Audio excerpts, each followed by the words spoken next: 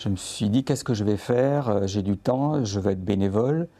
Voilà, je m'étais posé des différentes questions. Est-ce que je vais être visiteur d'hôpital? Et puis, j'ai eu envie de faire de l'alphabétisation et puis j'ai commencé, dans une, MJC et ensuite on m'a demandé si je voulais rentrer donc au diaconat pour être bénévole justement, pour enseigner le français.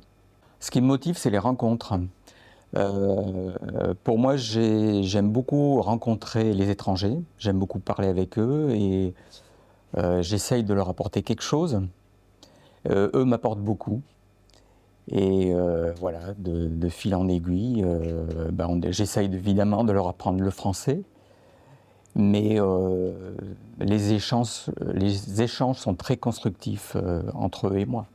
Je ne pense pas me considérer comme missionnaire, mais euh, je suis allé plusieurs fois en Afrique, au Burkina Faso. Aujourd'hui, je ne peux plus y aller pour des différentes raisons. Et je dirais que j'ai une grande chance, c'est que les étrangers viennent vers moi et que je peux continuer justement, entre guillemets cette mission. Alors peut-être oui, occasionnellement je me sens missionnaire, mais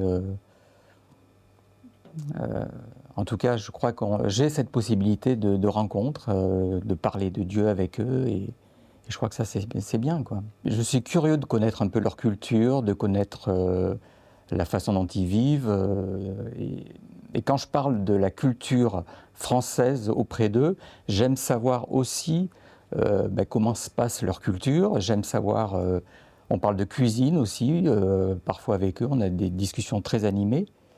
Euh, voilà, j'aime bien aller à leur rencontre. J'apprécie beaucoup d'arriver parfois le mardi ou le mercredi matin, comme ça m'est arrivé au CADA, de rencontrer des gens, des salariés déjà, de pouvoir discuter avec eux, et puis d'avoir aussi des amis bénévoles que j'ai connus justement là dans ce cadre-là, oui. Alors le CADA, c'est un centre d'accueil pour des demandeurs d'asile. Et il permet d'abord ce centre de loger des personnes, de les mettre à l'abri. Ils ont des petits appartements avec des cuisines, ils ont la possibilité de se faire à manger. Et on leur donne aussi la possibilité d'avoir différentes activités. Alors bon, il y a des cours de français comme je le fais, mais ils font aussi du soutien scolaire, il y a aussi du sport, il y a des sorties, sorties dans l'hiver dans la neige avec des luges, il y a des sorties l'été avec des randonnées en montagne, etc., quoi. Faites l'essai. J'ai commencé dans le cadre d'une MJC à Valence en faisant des cours comme ça et en étant aidé par une institutrice en retraite. Et c'est elle qui m'a un petit peu motivé, qui m'a lancé donc justement dans ce bénévolat.